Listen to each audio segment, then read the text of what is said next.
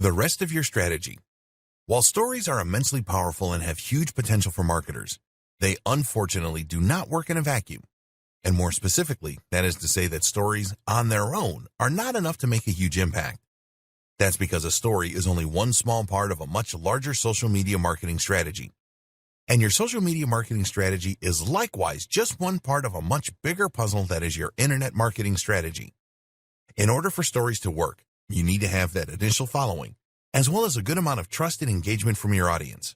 This video will quickly go over some of how to go about getting that. Building a following on social media. Have a niche. The first thing you need to do is to ensure that you choose a niche and then stick to it. This is where a lot of people will go wrong, and it's why most general users don't have lots of followers. Think about it logically. Who would you want to follow on Instagram or Facebook? Someone that provides interesting content that appeals to you. If that content is completely random, then you'll find there is no reason to keep coming back. Follow most people, though, and you'll get pictures of their holidays, of their partners, of their pets, and of them doing selfies in the mirror. Unless you know that person, this isn't going to be of much interest to anyone, so choose a topic and stick to it if you want to get followers. Your business is likely to define this topic, so the next challenge is to find a way to take the industry you work in and make that into something interesting and ideally somewhat visual so that you can really sell it from your account. This is where many businesses struggle. If you are a travel writer, then coming up with a great theme for your Instagram account will seem easy. But if you happen to run a business that provides legal consulting, how do you turn that into something people want to follow? The answer is to think about the lifestyle and about the value proposition. In other words, what is it that you are helping people to achieve? As a legal consultant, that will depend on your clientele. If you are marketing to businesses, then that might mean helping people to achieve their dreams and find success. If you are marketing to families, then it might mean helping them to achieve security financially. This then can provide the tone and topic for your photos. Are these images of people doing business, of tips for small companies, or are they images of families and activities for families? Either can work, and from there, the stories will then share a little of your personality and behind the scenes. This is the cherry on top of the cake. Have a strong brand. What's also crucial for your stories, for your social media marketing, and for your marketing as a whole, is to set out with a strong brand. Remember, the big advantage of stories is to let people get to know you more as a brand, to let them feel closer to you and to build trust and engagement. This works a lot more effectively if the brand is something that people can really get behind. Note here the important distinction between a brand and a logo. A brand is much more than a logo. Your branding starts when you identify your mission statement. What is your business set out to help and how? What are your values? Take a look at the best business accounts on Instagram and you'll see that they all have a clear message and objective. If we go back to the 1,000 true fans concept, you essentially need to be more than just a business in order to establish those real fans. No one is a fan of their heating company, but you get genuinely fans of Apple.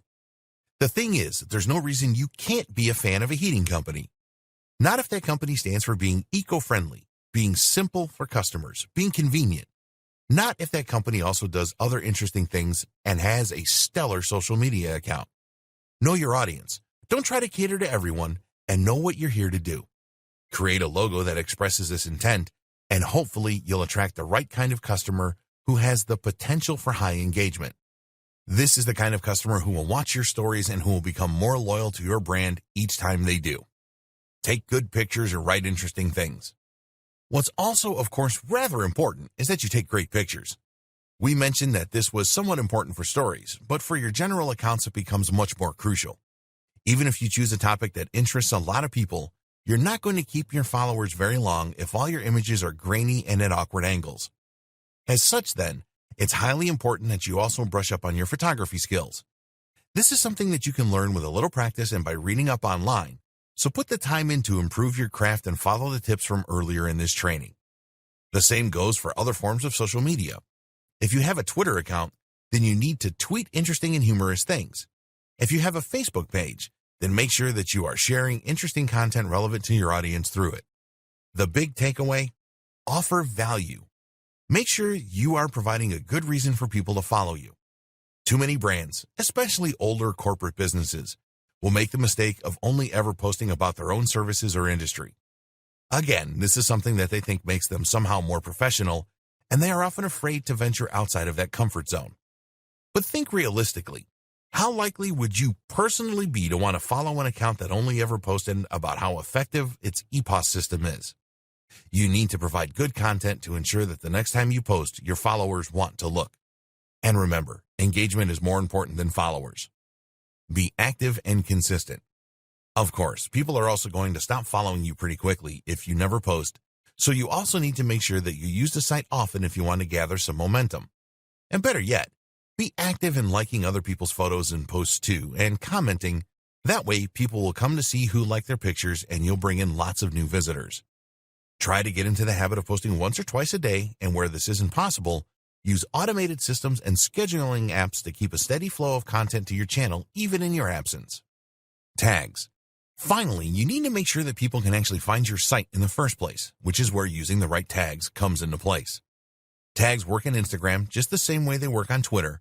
You use a hash next to the word that you think people are going to search for, and then that way people can start browsing by theme. This is similar to picking keywords and key phrases in SEO. You need to choose things that people are likely to look for and which the right people are going to look for. This requires you to think about what's always popular, what's currently in vogue, and also what people are likely to search for within your niche. As we've seen, using tags that aren't too popular is an important tip as well, to ensure that your content doesn't get drowned out right away. On Instagram in particular, users are allowed to include 30 tags with every post. Our advice: include all 30. Think of it as 30 free chances to play the lottery. There really is no reason not to take every opportunity. How to put this all into action. So now you know all the basics. You know how to set up your social media accounts for stories. You know how to post them, and you understand the benefits of the medium and why you should be using it. Now what's left is to understand how to put all this into action so that it works together with synergy. How do you integrate your stories into your campaign? An example. Let's take an example of a fitness brand.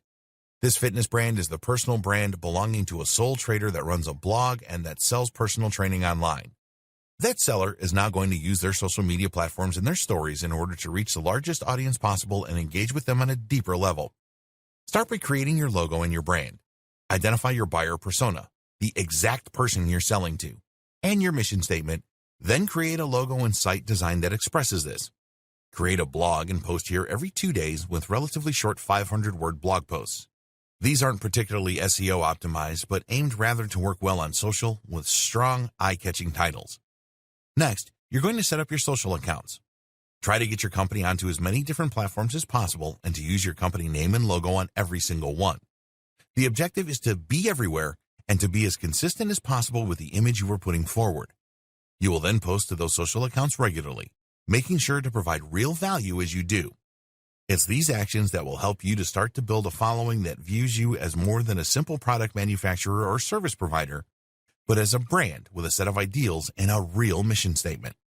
By doing this groundwork, that's when you can make a real impact with your social media stories. That's when you'll have an army of followers who actually care what you do with your day, who want the inside scoop, and who are excited by your new releases and your Q&As. Post to stories once or twice a day, maybe more if you can, and you'll remain in their notification trays and on their minds. Respond to questions and take the time to interact with your audience.